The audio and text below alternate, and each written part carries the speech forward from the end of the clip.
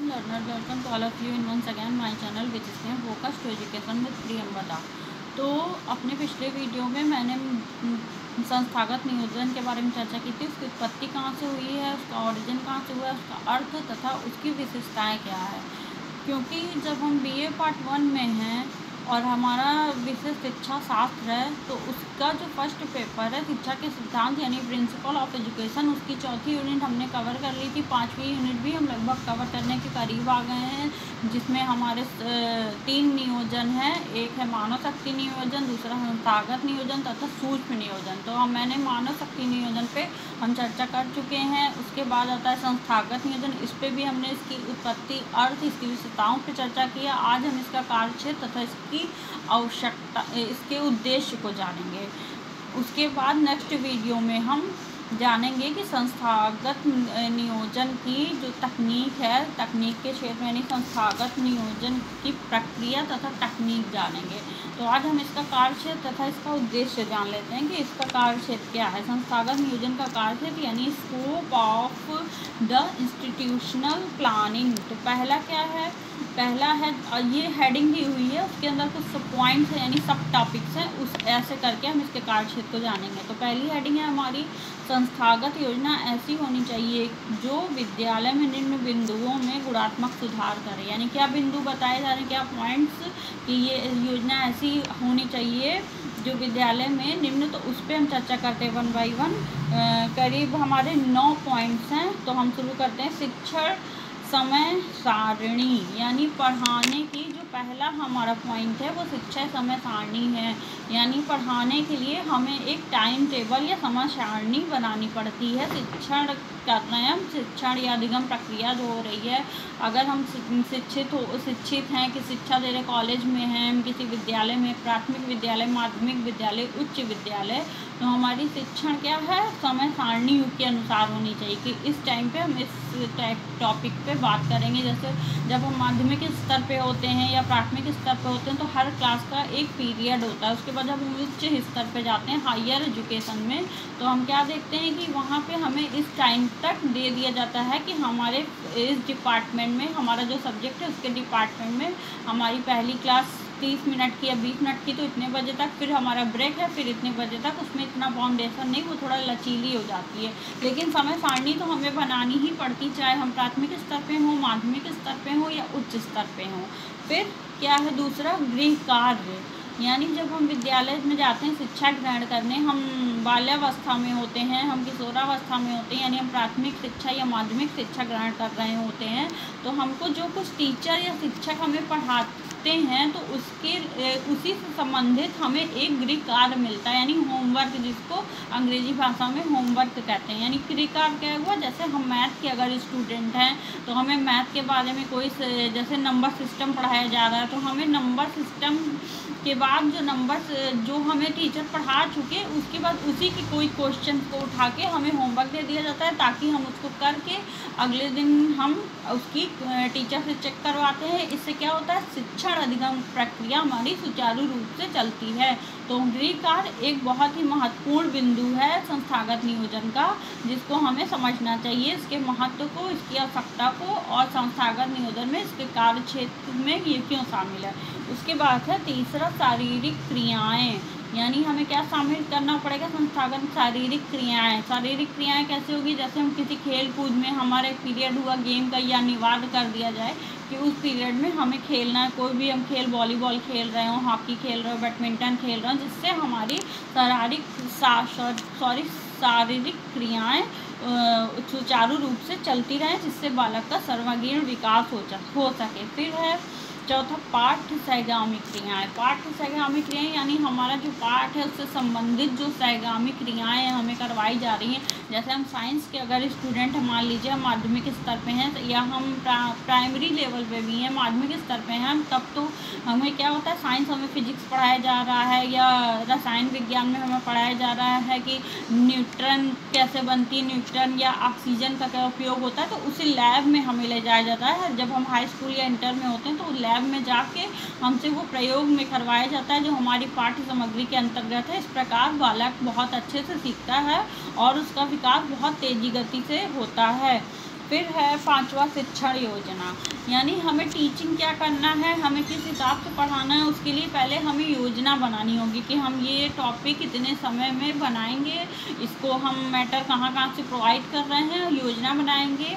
सभी मतलब कि जो हमारे राष्ट्र की प्रणालियाँ हैं विदेश में या विदेशी कोई अमेरिका का विद्यालय है या भारत का विद्यालय है, रूस का विद्यालय है, तो जापान का विद्यालय है, तो हम ये एक शिक्षण योजना हम समझ लीजिए उसके हिसाब से चलते हैं कि वहाँ की शिक्षण योजना कोई विकसित देश है वो क्यों आगे है, उसकी शिक्षा क्यों आगे, जैसे ग्रीस हो गया, एथेंस हो गया, तो उससे हम कुछ लेके अपनी शिक्षण प्रक्रिया को लेके उसे सुचारू रूप से चलाएंगे, शिक्षण योजना बनाएंगे, तो हमारा शिक्षण जो है संस्थागत नियोजन के हिसाब से सफल होगा।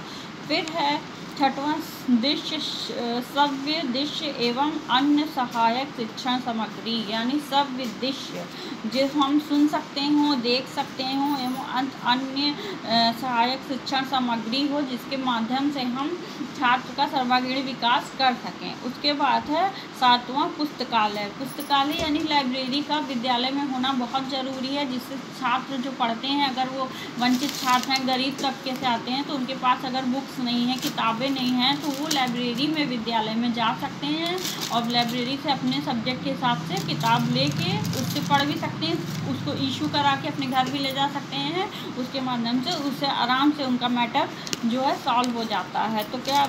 तो पुस्तकालय क्या हमारे संस्थागत नियोजन के अंतर्गत एक इम्पॉर्टेंट टॉपिक है। उसके बाद है 8वां भवन एवं फर्नीचर। तो हम जब किसी एजुकेशनल सिस्टम की प्लानिंग कर रहे हैं, मतलब कि इंस्टीट्यूट प्लानिंग कर रहे हैं संस्था के नियोजन के बारे में, तो उसमें भवन हमें एक इमारत खड़ी करनी पड़ेगी। उसमें क्लासेस अगर हम प्राइमरी लेवल में हैं तो कितनी क्लासेस होने चाहिए, माध्यमिक लेवल पे या उच्च लेवल में तो कितने डिपार्टमेंट होने चाहिए, कैसे व्यवस्था होनी चाहिए, उस हिसाब से भवन एवं फर्नीचर से जो हमें टेबल चाहिए छात्र के लिए बैठने के लिए, पढ़ने के लिए, टीचर को चाहिए वाइट बोर्ड चाहिए, ब्लैक बोर्ड या चौक वगैरह, ये सब सामग्री उसके पास होनी चाहिए, जिससे हम शिक्षण संस्थागत नियोजन में एक महत्वपूर्ण भूमिका निभा सकते हैं। फिर है 9वां क्या है, मूल्यांकन। मूल्यांकन की सुविधा होनी चाहिए, यानी कि जो हम छात्र को पढ़ा रहे हैं, छात्र वो ज्ञान हासिल कर रहा है, उसके बाद हम उसका असेसमेंट करते हैं, आकलन करते हैं, मूल्यांकन करते हैं, जिससे हम उसको परख के शिक्षण अध्ययन प्रक्रिया में सुधार करके एक सफल संस्थागत नियोजन में अपना सहयोग प्रदान करते हैं। फिर दूसरा जो टॉपिक है, हेडिंग है, योजना में सभी विद्यालय सुधारात्मक प्रोजेक्ट सम्मिलित होने चाहिए। ये क्या कह रहा है, संस्थागत नियोजन योजना बनाते समय हमें सभी विद्यालय सुधारात्मक प्रोजेक्ट सम्मिलित होने चाहिए। मतलब सभी जो विद्यालय हैं वो सुधारात्मक प्रोजेक्ट, यानी उसमें जो भी सुधार किया जा सके ऐसे प्रोजेक्ट उसमें सम्मिलित होने चाहिए कि अगर उसमें कुछ गुण दोष है तो हम उसको सुधार के शिक्षा प्रक्रिया को एक नेक्स्ट लेवल पे ले जा सकते हैं, उसे एक सुचारू अधिगम शिक्षण प्रक्रिया बना सकते हैं। फिर है तीसरा पॉइंट, संस्थागत योजना में पूछताछ एवं खोज को सम्मिलित किया जाना चाहिए। यानी जब हम संस्थागत नियोजन की बात कर रहे हैं तो उसमें पूछताछ एवं खोज को, यानी हम विद्यार्थी से पूछ रहे हैं कोई, जैसे कि अगर हम प्राचीन यूनान की बात करें तो सुकरात की शिक्षण प्रणाली इसी पे निर्धारित थी कि वो मंडियों में जाते थे और छात्र इकट्ठा होते थे, वहाँ के युवा वर्ग इकट्ठा होते थे, वे उनके सामने एक प्रश्न रखते थे, उस पर तर्क वितर्क होता था, फिर जो आंसर मिलता था फिर उससे एक नया प्रश्न बना देते थे। इस प्रकार हमें पूछताछ एवं खोज को सम्मिलित किया जाना चाहिए संस्थागत योजना में।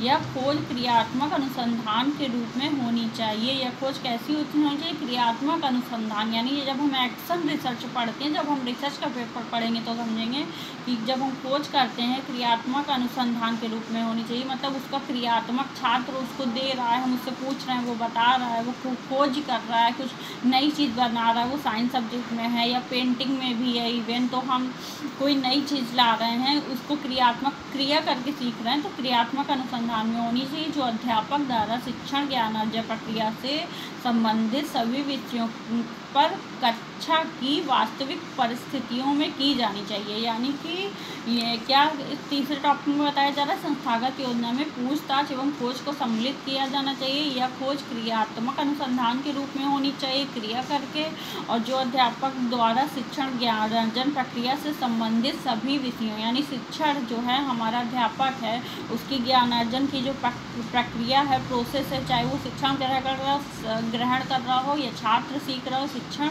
से संबंधित विषयों पर कक्षा की वास्तविक परिस्थितियों में की जानी चाहिए। यानी जो उससे संबंधित विषय है कक्षा की में ही है, वास्तविक रूप से एक छात्र से दूसरे छात्र से पूछ रहे हैं, उसको हमें क्रियात्मक अनुसंधान के अंतर्गत आता है, उसको हम वास्तविक परिस्थितियों में ही करें। ये नहीं कि हम देख नहीं रहे हैं, छात्र घर में हमने उसको होमवर्क दे दिया, कंप्लीट हो गया, यहाँ तक नहीं, हमें क्लास में भी उसको एक परिस्थिति के रूप में हमें देखना चाहिए। फिर हम क्या जानते हैं, नेक्स्ट हमारा क्या टॉपिक है, संस्थागत नियोजन का उद्देश्य क्या है। अभी हमने जाना कि संस्थागत नियोजन का कार्य क्या है, कार्य क्षेत्र क्या, उसके बाद जानेंगे हम उद्देश्य क्या है, यानी ऑब्जेक्टिव्स ऑफ इंस्टीट्यूशनल प्लानिंग। पहला है, इसमें 7 पॉइंट्स हैं। पहला है विभिन्न आयु समूहों के लोगों की बढ़ती हुई जनसंख्या के लिए शैक्षिक सुविधाएं उपलब्ध कराना। यानी क्या कहा जा रहा है, जो विभिन्न आयु समूह सभी लोगों के लिए बढ़ती हुई जनसंख्या के लिए वो किसी भी आयु वर्ग के शैक्षिक सुविधाएं उपलब्ध कराना, इसका उद्देश्य। यानी जैसे हम करस्पॉन्डिंग में पढ़ते हैं, पत्राचार के माध्यम से पढ़ते हैं, हम एडमिशन ले लेते हैं, पैसा दे देते हैं, उनको डेली नहीं जाना पड़ता, वहाँ की फ़ीस सबमिट कर देते हैं, तो फॉर्म सबमिट करके हमें डेली नहीं, केवल हमें एग्ज़ाम 6 महीने साल भर में एग्ज़ाम होता है, हमें ग्रेजुएशन की, स्नातक की या परस्नातक की डिग्री प्रोवाइड हो जाती है। तो इस प्रकार इसमें बताया जा रहा है। दूसरा है बर्बादी पर नियंत्रण तथा गतिरोधों को दूर कर उत्पादन में मात्रात्मक दृष्टि से सुधार के लिए परियोजना तैयार करना।